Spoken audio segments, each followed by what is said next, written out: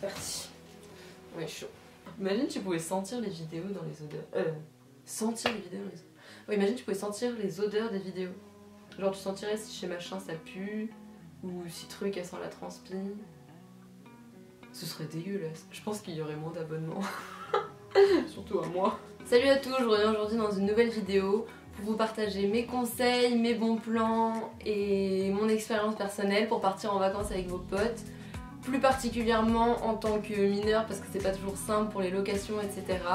Je vous parlerai de toutes mes expériences après, on va dire des vacances que j'ai faites, que je prévois de faire, que si, que ça, comme ça vous donnera une petite idée.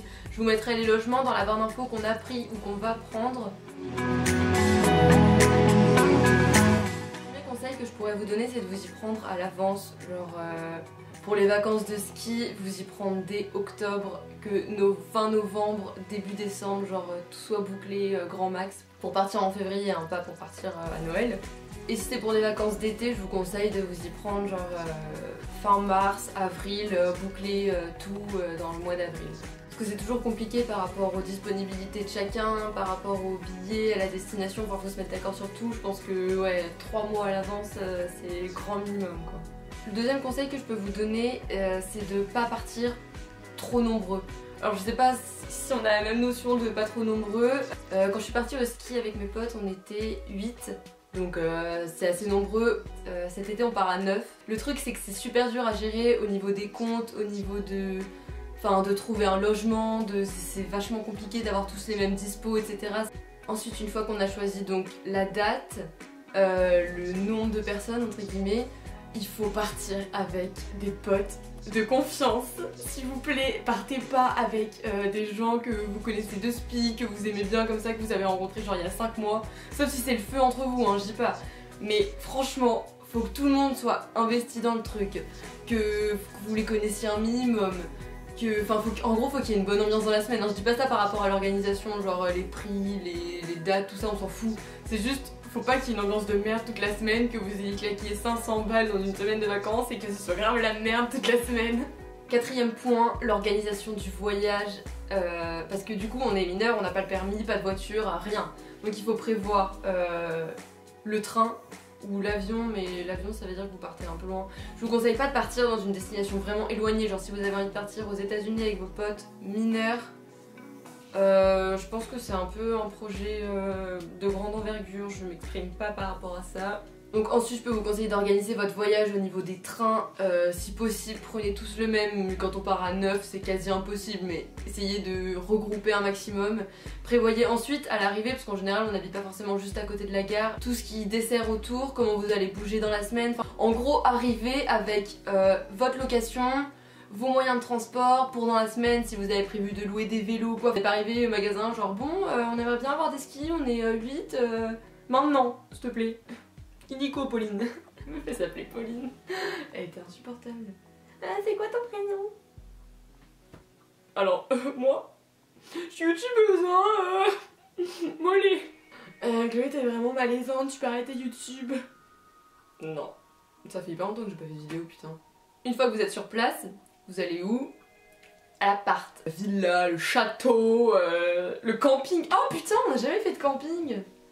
Ah ouais, c'est grave la merde le camping. Le camping d'ailleurs je crois qu'il loue pas aux mineurs. Je suis pas sûre hein, mais il me semble que les campings ne louent pas aux mineurs. Putain Chloé, t'arrêtes de parler de trucs que tu sais pas. Ensuite ce que je vous conseille c'est de tous être d'accord sur la localisation du logement, ce qu'il y a autour à faire. Genre si machin il a envie de sortir le soir, qu'il y ait des bars sympas. Si truc il a envie d'aller à la plage, qu'il y ait la mer pas trop loin. Si machin il veut que... Après si tout le monde fait chier c'est compliqué hein. Enfin en gros essayez de pas trop être chiant, moi je sais que je suis hyper chiante, mais genre de faire des concessions un peu pour tout le monde, genre que ça plaise à tout le monde, qu'il n'y ait pas machin qui soit carrément dégoûté, ou que machin il trouve que ce soit carrément trop cher et que du coup bah tant pis pour sa gueule il vient pas, enfin genre, faut vraiment c'est pour ça que je vous dis partez avec des gens de confiance, des gens qui, des vrais potes. Parce que si vous n'êtes pas d'accord, après ça fera grave des tensions. Juste sur la location, il faut que tout le monde soit ok, que tout le monde se dise putain c'est trop bien, on va là, c'est le feu. Oui, Le truc pour la location que je peux vous conseiller, ça c'est hyper important de le faire si vous êtes mineur et que vous voulez louer quelque chose, c'est d'appeler les propriétaires. En gros, quand vous appelez les proprios, que vous êtes mineur, que vous voulez réserver leur logement, il faut vraiment essayer de les rassurer au max. Genre forcément quelqu'un de majeur qui se porte garant entre guillemets des dégâts que vous pouvez faire dans l'appart ou la maison. Le mieux c'est d'avoir une maison d'amis ou de trucs comme ça parce que comme ça vous les connaissez, enfin il n'y a pas de problème, ça passera beaucoup mieux. Mais si jamais vous voulez partir quelque part, que vous connaissez personne qui a de maison là-bas, parce qu'on connaît pas des gens qui ont des maisons partout, je peux comprendre. Précisez que vous êtes mineur, enfin de tout mettre au clair pour le rassurer au maximum et comme ça en général il n'y a pas de soucis. Enfin les gens, je sais pas mais quand on est allé au ski, le mec était super sympa, et il était tout le temps là si on avait une question. Et on a eu aucun souci, il y a un parent qui a fait un chèque pour la caution et puis ça s'est très bien passé quoi. On n'a rien cassé. Si on a cassé 2 verres, on ne les a pas fait payer. Et on a récupéré la caution et puis voilà. Ah oui, prévoir une caution beaucoup plus importante si vous êtes mineur parce que du coup les proprios vont se dire ils sont jeunes, ils vont foutre le bordel sale chez moi, je vais payer une caution beaucoup plus grosse. Pour le ski, on a payé, je sais plus, putain j'ai pas envie de dire de conneries, 600 € je crois, un truc comme ça. Donc en gros le meilleur plan c'est d'avoir une maison dans la famille ou quelque chose comme ça, c'est beaucoup moins galère. Et sinon d'appeler le propriétaire, de prévoir une caution un peu plus chère. Et normalement il n'y a pas de souci qu'il y ait un parent qui se porte garant en fait. Conseil suivant, on va parler argent. Je vous conseille de faire un pot commun, un putain de pot commun. Je suis partie en Suisse l'année dernière, donc avec les mêmes potes, on était 7 et on n'avait pas fait de pot commun et c'était la merde. Tous les soirs, il y avait quelqu'un qui était là sur la table de la cuisine à compter combien machin devait à truc et à 7 c'est pas possible, tu vois tu pars en vacances à 2, il y a machin qui paye, tu le rembourses, ça c'est pas chiant. Quand tu pars à 7, qu'il y a truc qui va aller acheter la graille le matin et qu'on doit tous lui rembourser avec 3 centimes près à chaque fois, enfin c'est insupportable. Autre conseil que je peux vous donner par rapport au fait de gérer votre argent, prenez un budget fixe. Genre dites-vous tous, on prend 100 € pour la semaine pour les bouffes, les activités. On n'est pas au centime près mais essayez d'avoir une idée du coût de la semaine à la fin parce que si vous arrivez et puis ah merde j'ai pas payé ça, ah merde j'ai pas payé ça, enfin ça devient vite le bordel, vous savez plus ce que vous avez payé, ce que vous avez pas payé. Ensuite dernier conseil que je peux vous passer c'est d'avoir une application pour faire les comptes. Parce que c'était vraiment la merde. En fait, en fait, je crois que mes vacances, bon je parle pas moi parce que c'était pas moi qui faisais les comptes, mais je voyais Chloé sur la table dans la cuisine au ski. Elle était là mais genre une demi-heure tous les soirs, tu la voyais en train de faire des comptes et c'était des chiffres ultra chiants. Genre juste parce que machin il avait acheté du beurre et 3 jus de fruits et le soir on était là, on se filait des centimes, enfin, c'était insupportable. Genre vraiment l'application pour les comptes, je pense que ça peut vous sauver. J'en ai trouvé une, je pense qu'elle est disponible partout, qui m'avait l'air pas trop mal. Elle s'appelle Tricoon, je vous la mettrai en barre d'infos.